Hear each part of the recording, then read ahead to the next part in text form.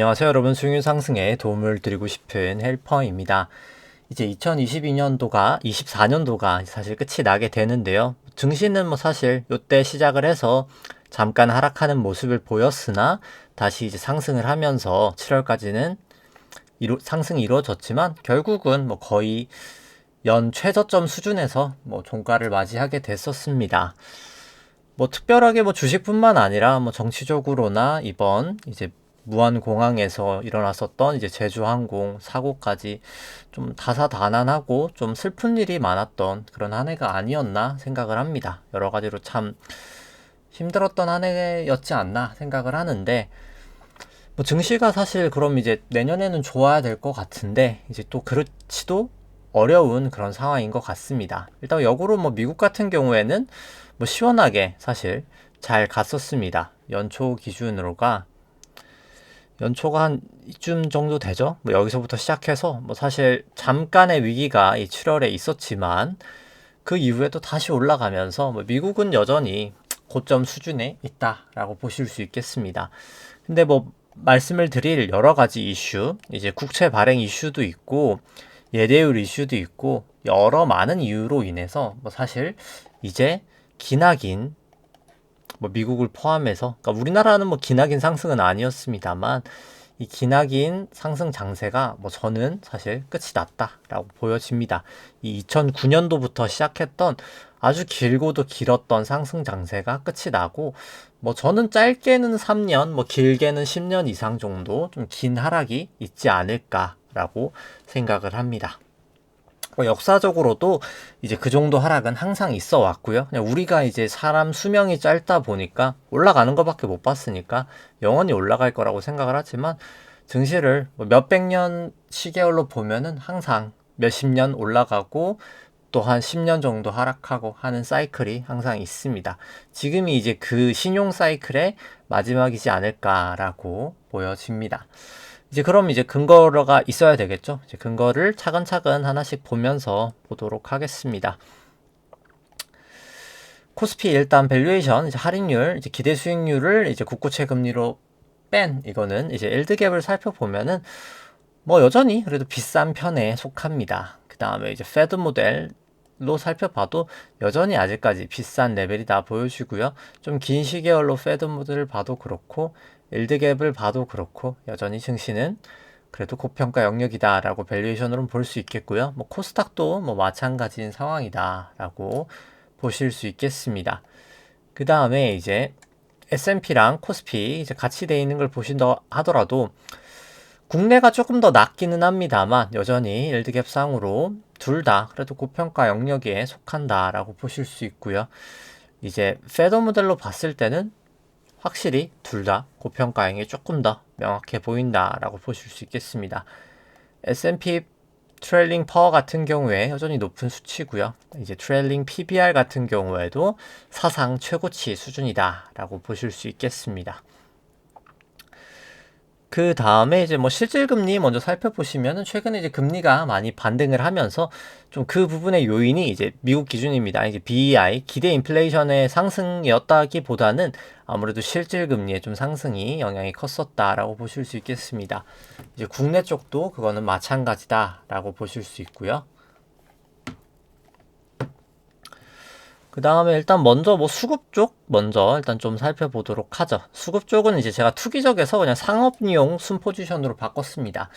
그러니까 왜냐면 이제 투기적은 반대로 봐야 되는 부분이 있었기 때문에 그냥 그럴 거면 상업용으로 보자 해서 보시는 게 더 나을 것 같아서 상업용으로 바꿨고요. 그냥 투기적 상업용의 차이가 뭐냐라고 보실 수 있다면 이제 상업용하고 이제 투기적 이렇게 있는데, 말 그대로 여기는 그냥 꾼이라고 생각하시면 됩니다. 말 그대로 이제 진짜 규모도 크고 기관 자금이라고 보시면 될 것 같고요. 투기적은 이제 그냥 진짜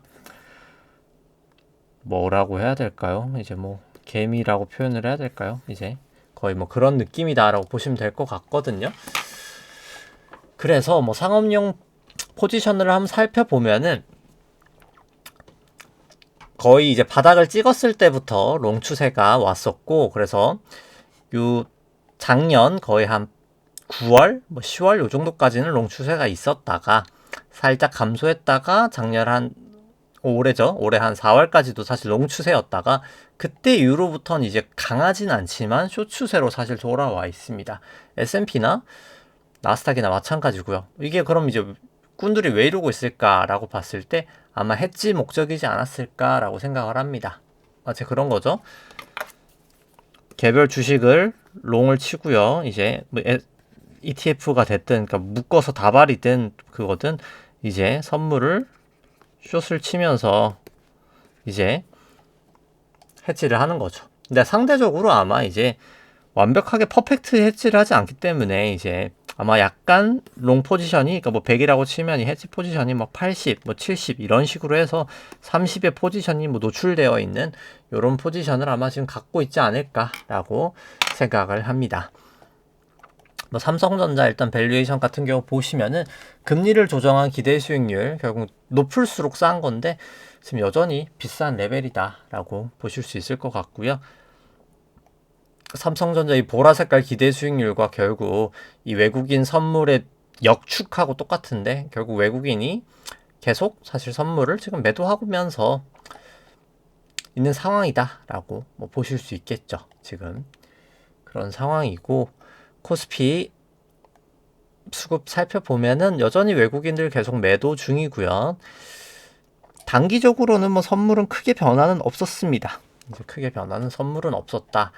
이 7월 고점 이후로 외국인이 현물을 쭉 매도 중이다라고 보실 수 있고요. 뭐 장기적인 수급은 확실히 개인만 매수한 그런 모습이다라고 보실 수 있겠고, 신용장구 대비해서 시가총액 살펴보면은 여전히 높은 레벨이다라는 걸 보실 수 있겠습니다.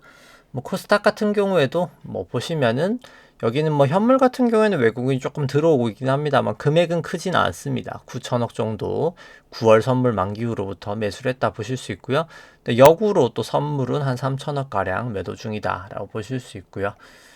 긴 시계열로 봤을 때 여기는 뭐 너무나 개인만 사고 있어서 뭐 사실 수급은 코스닥이 더 최악이다라고 보실 수 있겠습니다. 신용장구 자체량도 사실 코스닥 시총 대비해서 상당히 높은 수준이다라고 보실 수 있고요. 뭐 신용장구 합산 같은 경우에도 15조 8천억 정도 되면서 뭐 전 방송일 대비해서도 한 5천억 정도 증가됐다라고 보실 수 있겠습니다. 그 다음에 이제 간단한 것부터 다 먼저 보도록 하죠. 상대 강도 같은 경우 보시면은 확실히 이제 중국의 영향도가 작은 걸수록 제가 많이 간다라고 말씀을 드렸습니다. 오히려 중국의 영향에 호재인 것이 더 많이 갔고, 뭐 그게 이제 사실 어찌됐든 간에 내수죠. 이쪽이다. S&P도 나스닥도 그렇고 중국 영향을 안 받죠. 얘네들은. 뭐 그게 좀 상대적으로 코스피보다는 나았고 코스닥 안 좋았고요. 뭐 다 뭐 수출 관련된 게 안 좋았는데 수출 관련된 것 중에 유일하게 좋았던 게 이제 운수 장비 쪽이죠. 이제 조선 쪽이 아무래도 이제 중국 그 조선업하고 반대의 포지션이다 보니까 그 부분이 좀 수혜를 받았다라고 보실 수 있겠습니다. 그 외엔 거의 다 내수주라고 보시면 될 것 같고요. 좀 100이 넘어가는 거는 추세는 뭐 이렇게 참고 삼아 보시면 될 것 같습니다. 이렇게 뭐 추세들이 강해지는 것도 있고 뭐 약해지는 것도 있고 보실 수 있고, 뭐 운수장비 같은 경우에는 요 23년 정도부터 12월부터 계속 좀 강세를 보이고 있다라고 보시면 되겠죠. 그런 식으로 뭐 금융업도 계속 좋았고 통신업도 뭐 사실 요 정도 한 7월 정도부터 추세가 좋았다라고 보시면 되겠습니다. 아무래도 경기가 안 좋으니까 이건 통신업 쪽은 사실 뭐 방어적인 느낌으로 강했다라고 보실 수 있겠죠. 보험 쪽도 마찬가지고요. 사실 증권도 마찬가지고 이제 아무래도 다 내수다 보니까 뭐 그 부분이 가장 컸다라고 보실 수 있겠습니다. 뭐 증시가 안 좋다 보니까 뭐 다 배당도 많이 주는 애들이죠. 그러다 보니까 뭐 배당 관련이었다라고 뭐 사후적으로 해석도 할 수 있겠고요. 뭐가 됐든 일단 추세가 요때부터 100 이상으로 돌파가 됐다라고 보실 수 있겠고요. 그 다음에 이제 매크로 지표 살펴보면 이제 S&P를 글로벌 GDP로 나눈 수치인데요. 결국은 경제 성장에 비해서 S&P, 그러니까 결국 증시가 너무 오버슈팅 할 수는 없고, 이제 과거 2000년 닷컴 버블 때나 뭐 2008년도 금융위기 때나 이제 뭐 그 코로나 때 이제 돈 풀었을 때 그때나 다 고점을 넘어선 고점까지 왔었고요. 그 고점을 찍고 사실 지금 이제 살짝이나마 빠지고 있는 그런 추세다라고 보실 수 있겠죠. 그 다음에 뭐 여기는 안 나왔지만 사실 ISM 이제 이 아니라 이제 시카고 PMI가 어제 좀 안 좋게 나오면서 어제 장기 뭐 가릴 거 없이 금리가 좀 많이 하락했고요. ISM 제조업이 이제 금요일 날 발표가 됩니다. 이제 그 부분을 좀 살펴봐야 될 것 같고 뭐 낮게 나올 거라고 보여집니다. 사실 경기 지표들은 전 다 꺾일 거라고 생각합니다. 그다음에 이제 크레딧 같은 경우 살펴보면 여전체를 회사채 금리로 나눈 거고요. 결국 여기도 이제 100 정도 되면은 위험 선호가 갈 때까지 갔다라고 볼 수 있는데 그때 이후로 사실 회사채 시장도 더 무너지고 있어서 금융시장이 지금 좀 좋지는 않다라고 보시면 될 것 같습니다. 그래서 회사채 스프레드 결국 위험 선호도 점점 약해지고 있다라고 보실 수 있겠고요. 채권 시장도 뭐 망가지고 있다는 거죠. 그냥 간단하게 얘기를 드리면 그 다음에 이제 보시면은 이제 매크로 쪽 살펴보면은 전주 대비해서 연방준비은행 이제 대차대조표가 움직인 거 한번 살펴보시면은 지급준비금이 348억 달러 정도 감소가 됐고요. TGA가 32억 달러 정도 감소됐고 RRP가 좀 크게 증가가 됐습니다. 그러니까 연말이었던 게 가장 큰 요인이지 않았을까라고 생각을 하고요. 뭐 BTFP도 계속해서 이제 끝났다 보니까 계속 감소를 하고 있고요. 순유동성 34억 정도 감소가 됐고 총자산도 34억 정도 감소가 됐습니다. 뭐 이제 간단한 것들 다 살펴보면은 이제 해운지수 같은 경우에 SCFI는 계속 올라가고 있는 추세고요. BDI 같은 경우는 아무래도 중국 쪽이 계속 좋지 않다 보니까 좀 크게 하락을 하고 있는 그런 모습을 나타내고 있습니다. 그 다음에 뭐 매번 얘기를 드리지만 결국 이제 더 이상 돈을 못 푸는 게 뭐 가장 큰 문제다라고 매번 얘기를 드리고 있습니다. 이제 그거의 이유를 뭐 매번 많이 설명을 드렸지만 뭐 간단하게 뭐 또 설명을 드리면은 뭐 요거 부채 쪽 항상 뭐 설명을 드리는 거죠. 유통통화, 지급준비금, 재무불방 개정, 리버스 레포 이렇게 있는 것 중에서 결국 연준이 자산 매입을 하면은 자산이 늘면은 결국 부채 쪽도 반대쪽도 늘어야 되잖아요. 자산이 늘면은 부채도 늘어야 되는데 아니면 자본이 늘어야 되는데 자본이 늘 수는 없으니까요. 뭔가가 늘어야 되는데 원래 이제 늘었던 건 지급 준비금입니다. 은행 현금이라고 보시면 되는데 현금이 늘어야 되는데 그게 이제 SLR이라는 규제 때문에 은행 현금이 다 차버리게 된 거고요. 이게 자본 나누기 자산인데 현금이 이제 자산이죠. 자산이 훅 늘다 보니까 이게 5%가 넘어야 되는데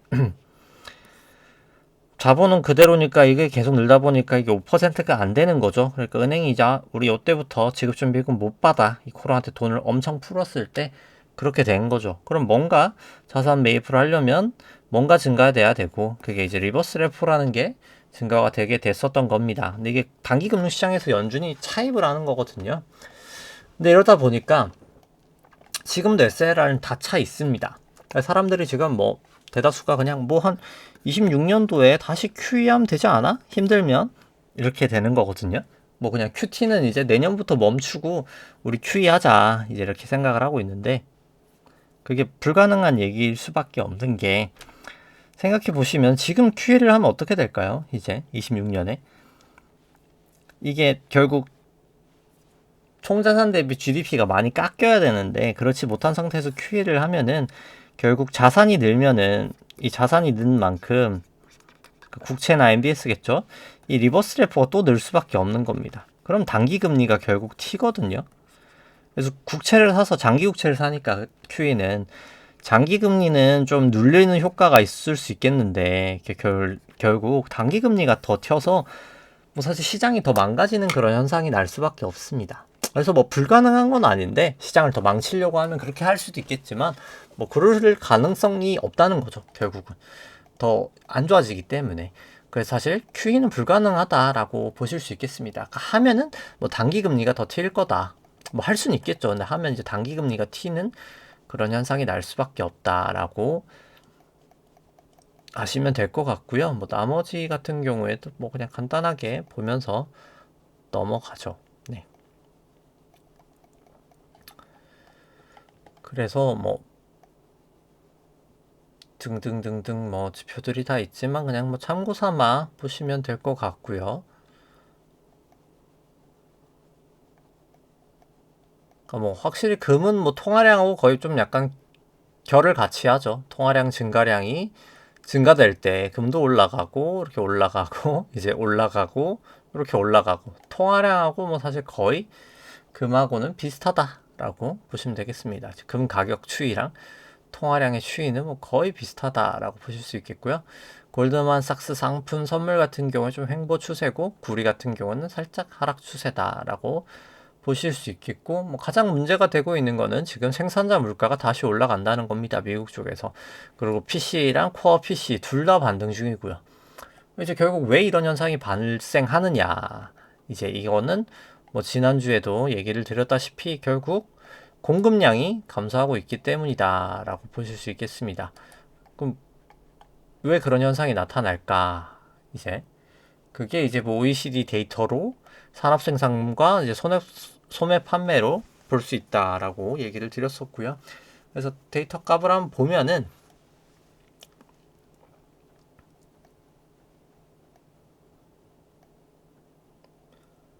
잠시만요. 이게 뭐 내리는데 좀 시간이 걸리는데 뭐 여러 가지 뭐 경기 선행이나 뭐 CPI 이런 건 다 참고 삼아 보시면 될 것 같고 결국 뭐 소매 판매가 수요고 산업 생산이 공급인데 보시다시피 수요는 과거 추세선에서 뭐 크게 벗어나진 않았습니다. 그러니까 벗어났다가 다시 이제 돌아왔죠. 근데 이제 산업 생산이 올라가질 못하고 있는 겁니다. 그래서 요 갭 차이가 사실 인플레이션을 발생시키는 요인이다라고 보시면 될 것 같아요. 70년도 인플레이션 가장 심했던 시기죠. 최근 기준으로. 요 갭 차이가 났던 거고요. 2000년, 2008년도 다 문제가 생겼을 때는 공급량이 더 많아서 공급 과잉으로 이제 문제가 생겼던 해였습니다. 지금은 역으로 공급이 따라가질 못해요. 왜냐하면 모든 경영자들이 다 알고 있죠, 지금. 경기 사실 지금 좋지 않은데 인위적으로 돈을 풀었고 그 돈이 재정 정책과 뭐 여러 가지 뭐 SLR 규제를 잠깐 풀었던 그런 요인 때문에 돈이 풀었다라는 거를 뭐 이렇게 정확하게 모를 거라도 이제 그 애니멀 스피릿이라고 하죠. 결국 경영자들은 그냥 그런 걸로 뭔가가 있지만 이게 경기가 안 좋아질 거라는 건 다 직감을 하고 있을 거라고 생각을 해요. 그러다 보니까 공급량은 늘지 않고 있는 겁니다. 근데 수요는 어찌됐든 간에 통화량이 증가되고 있죠, 지금. 그러다 보니까 올라가고 있어요. 근데 만약에 떨어져도 요게 요렇게 갑니다. 이제 그게 사실 스태그플레이션이에요. 경기는 꺾이는데 물가는 올라가는. 이제 보통 설명을 못 한다라고 하는데 설명을 못 하는 게 아니라 그게 수요 쪽만 생각해서 그렇습니다. 이제 뭐 미국 쪽이 그렇고요, 지금. 한국 쪽 같은 경우는 말씀드렸다시피 부동산에 몰빵을 한 나라죠. 그러다 보니까 금리가 올라가는 때부터 소매 판매는 급감을 하고 있는 상황입니다. 근데 산업 생산 같은 경우는 수출이다 보니까 그나마 좀 버티고 있긴 하지만 소매 판매가 무너지고 있다라고 보시면 될 것 같고요. 유럽 같은 경우가 뭐 전형적인 스태그플레이션의 모습을 나타내고 있는 모습이다라고 보실 수 있겠죠. 그래서 산업 생산 내려가고 소매 판매도 추세선은 내려가 있는 이런 모습이다라고 보시면 되겠죠. 이게 추세선이잖아요. 요때 추세선이 한번 결국 깨졌고 요 추세선조차도 지금 깨진 그런 상황이다라고 보실 수 있겠죠. 여기가 지금 뭐 전형적인 스태그플레이션이 오고 있는 이제 아직 오진 않았죠. 물가가 아직 튀진 않았으니까 스태그플레이션이 올 전형적인 모습이다라고 보실 수 있겠습니다. 그 다음에 이제 뭐 또 지표들 좀 보시면은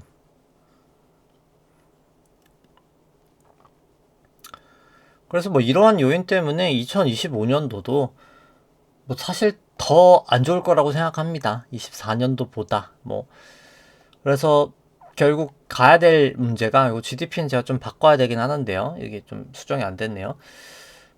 이건 뭐 그럼 나중에 보도록 하고요. GDP는 이거 값이 새로 나온 게 있어서 좀 수정을 해야 될 것 같고 뭐 가장 크게 계속 이슈가 되고 있는 건 이제 이 SOFR하고 EFFR 금리 차이입니다. 이게 왜 문제가 되냐 계속 지금 뭐 엄청나게 튄 거거든요. 이만큼 튄 거예요 지금 20bp. 그러니까 이게 결국 국채 담보 은행 신용입니다. 근데 어떤 금리가 더 높아야 될까요? 당연히 이 금리가 높아야 되죠. 은행보다는 나라가 더 안전하잖아요. 이제 그러니까 이게 사실 마이너스 구간을 가야 되는 게 정상인데 계속 사실 재작년부터 시작을 해서 이게 SBB 사태 터졌을 때거든요. 실리콘밸리 은행 파산했을 때. 그러니까 뭐 결국 인수가 돼서 뭐 넘어가긴 했습니다만, 근데 그때 이후로부터 뭐 사실 올해 들어서부터 이렇게 금리가 발작을 하고 있습니다. 왜 이런 현상이 나타날까? 돈이 없어서 그래요. 이게 돈이. 이게 프라임 브로커라고, 그러니까 프라임 딜러라고. 그러니까 뭐 국채를 이제 받아와주는 애들이라고 생각을 할까요? 이제 그 국채를 받아와서 사람들이 다 안 사가면 이제 마지막으로 떠가는 그런 친구들이라고 생각하시면 되는데, 그냥 좀 이해하시기 쉽게. 근데 국채가 지금 엄청나게 많이 찍히고 있습니다. 국채가 뭐 어마어마하게 찍고 있어요. 이게 GDP 대비 퍼센트인데 QT, QE 발행액 제외한다 하더라도 20년 9%, 21년 그나마 2.3, 22년 GDP 대비 4.3, 이제 23년 GDP 대비 8.5%, 뭐 천문학적인 금액들을 지금 순 발행입니다. 이게 그냥 발행도 아니고 천문학적인 돈을 지금 찍어내고 있는데, 이건 아마 GDP 대비 좀 아마 수정을 해야 될 거예요. 지금 이제 GDP가 아마 데이터가 좀 수정을 해야 될 데이터인 것 같아가지고 뭐 이렇게 찍어대고 있습니다. 근데 말씀을 드렸다시피 이때까지 국채 발행이 좀 이제 원활하게 조금 그나마 됐던 이유는 요 RRP가 보시면은 한 2.5조까지 최대 있었잖아요. 이제 요 부분이 다 단기 국채로 치환이 됐었습니다. 요때 보시면 단기 국채를 2조나 찍었잖아요. 8.5 중에서 7.1이 다 단기 국채였던 거거든요. 요렇게 사실 이 RRP 자금이 단기 국채로 다 치환이 됐었는데 이제는 요게 다 줄어 감소가 돼서 2천억밖에 안 남았다는 말이죠. 그러다 보니까 계속해서 지금 국채 발행 부담이 생기고 있다는 겁니다. 그러니까 결국 딜러들이 많이 떠가기도 떠가고 떠갈 양도 더 많아지기 때문에 돈이 없다는 거예요. 그 돈이 없으니까 사실 이런 이상한 금리 현상들이 지금 계속 나타나고 있는 겁니다. 그러니까 결국 삐뽀를 외치고 있는 거예요. 그러니까 뭐 약간 뭐 그런 거죠. 뭐 이번 사고도 사실 뭐 보셨다시피 뭐 이번에 우리 안타까운 그 사건도 뭐 정비 시간이나 이런 게 문제가 많았다고 사실 회사 내에서도 말이 많았다고 하지 않습니까? 블라인드에도 다 막 글이 올라오고 뭐 그렇게 다 이슈들이 사실 안 좋은 점들이 막 누적이 뭐 공항도 마찬가지고 충분히 뭐 더 잘 할 수 있었던 그런 위험 요소들을 다 제거를 못하고 다 이제 위험 요소들이 사실 다 이슈가 있어서 고치려고만 하는 부분들도 있었다고는 하더라고요. 근데 이제 그게 이슈들은 다 이미 있었지만 쌓이다가 결국은 이제 터지는 것처럼 지금 뭐 사실 이건 너무나 명확하게 지금 시그널을 나타내고 있습니다. 그러니까 아무리 연말이라고 하지만 이렇게 튀는 게 정상적이지 않습니다. 왜냐면 이 연말들은 다 그렇진 않았거든요. 그러니까 지금 상당히 단기 금융시장에 돈이 지금 좀 타이트한 상황이다라고 보시면 됩니다. 근데 사실 보통 그러면은 단기 금융시장에 타이트하면은 뭐 사실 너무 QT를 지금 많이 해서 그런 게 아니냐라고 할 수 있지만 그게 아니라 제 생각에 레버리지를 너무 많이 써서 그래요. 그러니까 왜냐면 이 RRP가 존재한다는 것 자체가 단기 금융시장에 돈은 엄청나게 많다는 얘기거든요. 근데 그럼에도 불구하고 이런 현상이 난다는 거는 지금 시장에 돈이 너무나 과하게 쏠려서 시장으로 흘러갔다라고 보시면 됩니다. 다 투자가 된 거죠. 쉽게 말해서 현금이 없는 상태인 겁니다. 그런 상황이다라고 보시면 될 것 같고, 그거를 가장 크게 나타내는 게 국내라고 보실 수 있겠어요. 이게 사실 국내가 모든 돈들이 다 저번에도 이제 얘기를 드렸었지만 다 부동산으로 흘러가 있습니다. 사실 국내의 모든 자금이. 이제 그거를 가장 크게 나타낼 수 있는 게 이 예대율이라고 보실 수 있겠죠. 이게 완전 옛날 얘기를 생각해보고 이제 2000년 이후로 사실 예대율이 쭉 그렇게 올라갑니다. 이게 무슨 얘기냐면은 결국 다음 사람이 계속 더 대출을 많이 해줬다라는 얘기로 이해하셔도 됩니다. 폭탄 돌리기 똑같은 거죠. 다음 사람이 또 대출해주고 다음 사람이 또 대출해주고 또 집 사주고 그러니까 집값이 쭉쭉쭉쭉 올라갑니다. 근데 이제 요때 변곡이 한번 있어요. 이제 이때 변곡이 있었던 게 이제 미국이 양적 완화를 안 할 때죠. 이제 잠깐. 그러다가 또 다시 이제 양적 완화 이렇게 할 때 집값이 쭉쭉쭉쭉 이제 올라가면서 예대율이 내려갔다가 다시 이제 요때죠. 미국이 긴축을 시작한 게 그러자마자 다시 예대율이 이렇게 올라갑니다. 근데 문제는 예대율이 여기서 이제 더 못 올라가거든요. 그러니까 왜냐면 현금이라는 게 필요하니까 수시 입출금. 그럼 이제 전처럼 QE를 또 해주면 되는데 QE를 또 해주면 이렇게 쭉 내려갈 텐데 말씀드린 것이피 이제 미국이 QE를 못 합니다. 그렇기 때문에 문제가 생길 수밖에 없는 상황이다라고 보시면 될 것 같아요. 그래서 이제 유동성이 없는 상황이고 국내도 단기 금리가 하락을 못 하고 있거든요. 지금 코픽스도 그렇고 뭐 CD 금리도 그렇고 그런 현상이 나타나는 이유가 지금 결국 단기 자금이 없기 때문이다라고 보시면 되겠습니다.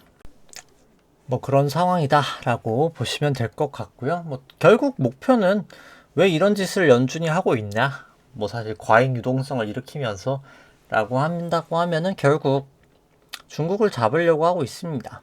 그리고 중국도 통화 승수가 상당히 높아져 있고 중국도 지금 돈이 없는 상황인데 뭐 그냥 가장 큰 걸로 생각을 해보면 미국 국채 금리가 언제 바닥이었을지 한번 생각을 해보면 이 바닥일 때가 공교롭게도 중국이 완화 정책을 시작한다고 했을 때였습니다. 그러고 나서 미국 국채는 다시 급등을 하게 됩니다. 이제 그런 상황이 된다라고 보시면 될 것 같고요. 그래서 일단 뭐 나머지 일단 요런 부분부터 좀 보고 좀 이따 차트 보도록 하죠. 그래서 국고 3년물 같은 경우에는 여전히 롱 포지션이다 라고 볼 수 있고요. 국고 10년물 같은 경우 이제 숏 포지션이 더 가깝고 미국채 10년은 이제 확실히 숏 포지션이다. 지금 추세는 그렇게 보실 수 있겠습니다. 달러는 여전히 롱이고요. 금은 이제 숏 추세에 더 가깝고 WTI는 다시 롱 추세로 조금 더 가까워졌고요. 삼성전자는 여전히 아직까지는 숏이고 애플은 여전히 아직까지 롱, 마이크로소프트는 숏, 엔비디아는 숏에 더 가까운 상황이다라고 볼 수 있겠습니다. 그걸 이제 점수로 환산을 해보면 국고는 여전히 롱 포지션이고 이제 국고 10년은 롱 포지션이 조금 감소된 30 정도로 보실 수 있겠고요. 미국채는 여전히 숏 추세다라고 보실 수 있겠고 달러 같은 경우에는 여전히 롱 추세고 금 같은 경우에는 중립적인 수준이다라고 볼 수 있겠고 WTI도 중립이다라고 보실 수 있겠고 삼성전자도 중립이다라고 보실 수 있겠고 애플은 롱 추세가 감소했다라고 보실 수 있겠고요. 마이크로소프트 같은 경우에도 중립이다라고 보실 수 있겠고 엔비디아 같은 경우에도 중립이다라고 보실 수 있겠습니다. 그래서 뭐 볼린저나 이런 걸로 살펴보면은 국고 3년물 같은 경우에는 뭐 특별하게 이상은 없습니다. 국고 3년은 여전히 일단 하락하는 중이었지만은 뭐 중기적으로는 저는 좀 반등할 거다. 이건 뭐 차트 때 보도록 하고요. 뭐 국고 10년도 뭐 특별하게 뭐 이상은 없는 상황이다. 그냥 올라가고 있는 그런 추세다라고 보실 수 있겠고요. 미국채 10년물 같은 경우는 조금 단기 과열인 것 같다. 이제 50일 볼린저로 봤을 때 200 볼린저까지는 아닌데 50 볼린저로 봤을 때는 조금 단기 과열 RSI로 봤을 때도 조금 과열인 모습은 조금 나타난다라고 보실 수 있겠고 달러원 같은 경우에 뭐 특별하게 이상은 없는데 여기도 조금 단기적으로 과열이다. 이제 언제 조정을 와도 이상하진 않겠다라고 보실 수 있겠습니다. 그래서 뭐 사실 이런 모습을 보면은 오히려 국내 금리가 튀고 미국 금리가 좀 조정을 보이지 않을까라고 저는 개인적으로 좀 생각을 하고요. 오히려 국내 금리가 좀 튈 가능성이 좀 있지 않나 이렇게 보여집니다. 최근에는 이제 미국 금리가 반등을 하면서 국고 금리를 조금 약간 그래도 끌어올리거나 오히려 아니면 환율을 좀 끌어올렸다면 그게 조금 약간 반대가 될 가능성이 좀 있지 않나라고 보여지고요. 뭐 금 같은 경우에는 이제 OBB가 조금 마이너스 되는 모습이 조금 유의해야 될 것 같고 뭐 나머지는 특별하게 모습 보이진 않습니다. 일단 좀 하방 추세다라는 게 좀 보여지는 것 같긴 하고요. 뭐 WTI 같은 경우에는 아직은 뭐 추세는 뭐 확실하지는 않습니다만 약간 좀 반등하는 모습이 나타나고 있다라고 보실 수 있겠죠. 기준선도 돌파하듯이 좀 반등하는 모습이 RSI도 그렇고 스물스물 나오고 있는 것 같다라고 보실 수 있겠습니다. 삼성전자 같은 경우에는 뭐 지금 추세는 뭐 조금 없는 상황이다라고 보실 수 있겠죠. 그 다음에 이제 애플 같은 경우도 좀 과열이었던 게 이제 결국 꺾여가고 있는 그런 모습이다라고 보실 수 있겠죠. 그래서 애플은 결국 좀 중기적으로 하락하지 않을까라고 보여집니다. 좀 과열이었던 모습이 이제 슬슬 조정으로 초입 정도다라고 보여지고요. 뭐 마이크로소프트도 뭐 똑같은 상황이다라고 보실 수 있겠죠. 뭐 특별하게 뭐 다른 모습은 아닙니다. 네. 그 다음에 이제 엔비디아 같은 경우에도 뭐 특별하게 다른 모습은 아닌 상황이다라고 보실 수 있겠죠. 네. 하방 추세인 건 뭐 명확한 것 같습니다. RSI를 봐도 그렇고요. 그 다음에 이제 뭐 코인 쪽도 간단하게만 보죠. 코인 쪽도 뭐 간단하게만 보면은 그냥 바로 이건 뭐 점수로 뭐 이렇게 한번 쓱 보여드리고 바로 이제 120분봉도 뭐 제외하고 그냥 일봉으로 보죠. 일봉으로 보면은 일봉상 뭐 비트코인은 중립이고요. 이더리움 같은 경우에도 중립. 그 다음에 이제 리플 같은 경우도 중립이다라고 보실 수 있겠습니다. 이제 다 중립으로 돌아왔고요. 그냥 종합적으로 봤을 때 이제 분봉 같은 경우에는 이제 비트, 이제 리플은 숏 추세, 이더리움은 아직 중립. 일봉상으로는 다 그냥 중립이다라고 보실 수 있겠죠. 그래서 그냥 일봉으로만 다 살펴보죠. 일봉으로 봤을 때는 뭐 결국은 하방 추세인 거는 뭐 명확한 것 같다라고 보실 수 있겠습니다. 단기 반등 정도 있고 결국 하방 추세가 있을 것 같다라고 보실 수 있을 것 같고요. 뭐 주봉상으로 봐도 과열했던 게 이제 내려오고 있다 보실 수 있고, 이더리움 같은 경우에도 뭐 똑같죠. 뭐 특별하게 다를 거 없이 조정을 보일 거다. 결국은 이제 그런 모습이고, 여기도 과열했던 게 해소가 되고 있는 그런 상황이다 보실 수 있고, 뭐 리플은 뭐 사실 워낙 변동성이 컸어가지고 이제 뭐 이렇게 보기에는 좀 쉽지는 않아요, 사실. 그래서 요거는 뭐 그냥 넘어가도록 하겠습니다. 그 다음에 뭐 지수들 살펴보면 나스닥, S&P, 이제 코스피, 코스닥 살펴보면은 뭐 전반적으로 일단 일본 같은 경우에는 그래도 좀 쇼 추세가 많고, 뭐 국내외 할 거 없이 좀 장기적으로 봤을 때도 장기는 오히려 이제 롱이 많죠. 근데 국내는 다 이제 좀 쇼 쪽이 조금 많은 상황이고, 그걸 이제 120분봉으로 봤을 때는 뭐 다 쇼 추세기는 하고요. 사실 일봉으로 봤을 때는 국내 쪽만 쇼 추세기는 합니다. 근데 이걸 뭐 좀 자세히 이제 보면은 이제 120분봉으로 봤을 때는 결국 중기 추세는 이게 한 하방이다라고는 보여집니다. 근데 뭐 차트 보면서 조금 더 단기 추세로 좀 보도록 하고요. 그래서 여기는 이제 또 단기로만 봤을 때 벌어져 있기 때문에 이제는 좀 올라갈 때가 됐다라는 시그널을 사실 주고 있기는 합니다. 근데 이제 그게 아주 길지가 않고 120분봉이다 보니까 아주 짧은 RSI 반등 정도를 나타낸다라고 보실 수 있겠죠. 일봉은 근데 결국 중기로 봤을 때 넘어갔다가 내려오고 넘어갔다가 내려오고 벌어져 있고 벌어져 있기 때문에 이건 뭐 장기적인 좀 조정이 있을 거다라고 보실 수 있겠습니다. OBB도 이제 마이너스로 내려가고 있고요. RSI도 그렇고 결국 30m로 떨어질 때까지 뭐 조정은 나타나리라 생각을 합니다. S&P도 뭐 똑같기 때문에 뭐 설명은 생략하도록 하고요. 그 다음에 여기도 뭐 주봉상들은 다 넘어갔다가 과열들이 지금 해소되고 있는 그런 단계다. 이제 결국 조정이 계속될 수밖에 없다라는 거를 좀 나타내고 있고요. S&P가 아니라 이제 코스피 같은 경우도 벌어져 있던 게 뭐 사실 여긴 지지부진하게 좀 조정이 되고 있는, 국내는 뭐 그런 단계다. 그러니까 횡보로서 사실 지금 좀 약간 해소가 되고 있는, 과열이 이제 그런 모습이다라고 횡보를 하면서 해소가 되고 있는 거죠. 뭐 사실 뭐 더 안 좋은 모습이긴 합니다. 이게 국내 쪽은 이제 그렇게 되고 있다라고 보시면 될 것 같고, 뭐 주봉상으로 봐도 과열이었었습니다. 이것도 여기 이제 조정이 좀 과열이긴 했어요. 이게 벌어져 있는 거긴 하죠. 이제 여기 이렇게 벌어져 있는 거는 올라간다는 얘기긴 하니까 좀 과열로 빠지고 있긴 합니다. 국내는. 그 다음에 이제 이거를 이제 차트로 살펴보면은 뭐 국내는 분명히 과한 부분은 맞고요. 이제 내려갔던 거는. 근데 그럼에도 불구하고 말씀드린 그런 매크로적인 이슈 때문에 뭐 들어갈 수는 없다. 그러니까 뭐 만약에 이거 사신다고 쳐도 전 역으로 뭐 사실 여기 200이라고 130일 다 뚫리고 나서 사는 게 맞다고 봅니다. 결국 여기 좀만 반등해도 매물이 막 쏟아져 나올 겁니다. 그래서 이런 거는 지금 들어가시면 안 된다라고 보실 수밖에 없고요. 코스닥으로 살펴봐도 뭐 똑같은 상황이죠. 매물이 여기에 어마어마하게 지금 물려 있습니다. 좀만 올라가도 매물 폭탄 나오면서 다시 이제 개파락할 거기 때문에 진입하는 거는 추천을 드리지가 않고, 국내 같은 경우가 좀 심플합니다. S&P 같은 경우가 이제는 좀 깔끔해졌어요. 사실 차트가.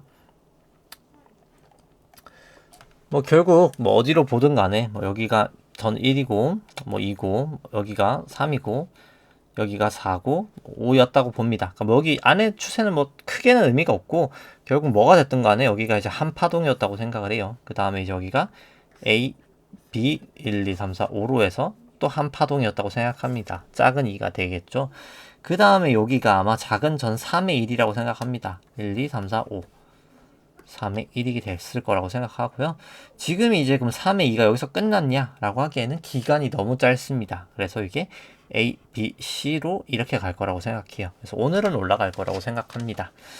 그래서 여기까지 가든 아무튼 올라가서 3의 2를 만들고 3의 3이 빠지고 3의 4, 3의 5로 해서 3이 완성되고 그 다음에 4가 반등 주고 5로 빠지고 나서가 끝이 날 거라고 생각을 합니다. 그래서 오늘은 전 좀 반등을 할 거라 보고 여기가 반등을 좀 했다가 결국 쭉 빠지지 않을까라고 생각을 해요.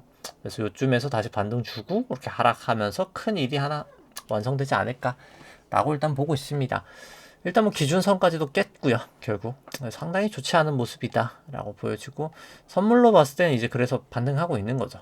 그러니까 반등을 할 거라고 봅니다. 요 50일 이동평균선인데 선물로 봤을 때는 여기가 일단 좀 지지하는 라인을 한번 했다가 결국 3, 4번에 무너질 때 무너질 거라고 보여집니다. 뭐 코스닥 그러니까 나스닥 같은 경우 똑같죠. 도지 나오면서 반등 한번 줬다가 뺄 때가 정말 위험할 거다라고 보여집니다. 뭐 다우도 마찬가지고요. 이렇게 한 파동, 반등 파동, 그다음 이렇게 한번 올라갔다가 이렇게 빠지는 거죠. 이렇게 나타나지 않을까 싶고, 뭐 코인 같은 경우도 똑같은 거죠. 코인 같은 경우에도 단기 반등 정도 한번 주고 다시 빼지 않을까 라고 보여집니다. 코스피 안에 있는 변동성, 결국 여기 볼린저가 아니라 구름대를 전 다시 넘어갈 거라고 보여주고요. 결국 빅스 같은 경우에도 살짝 오늘은 뭐 빠질 수도 있겠지만 결국 다시 반등을 하면서 올라갈 거라고 생각을 합니다. 필라델피아 같은 경우에도 결국 여기 고점은 전 못 넘기지 않을까. 여기는 뭐 당연히 마찬가지고요. 그래서 조정 나올 거라고 보고요.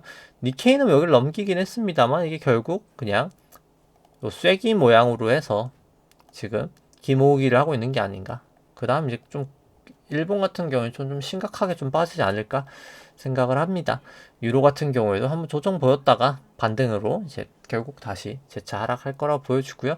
항생 같은 경우에도 결국 구름대를 못 넘고 하락하지 않을까 싶고, 상해도 마찬가지입니다. 여기서 결국 지지부진하다가 결국 다시 구름대 밑으로 하회를 하지 않을까 싶고요.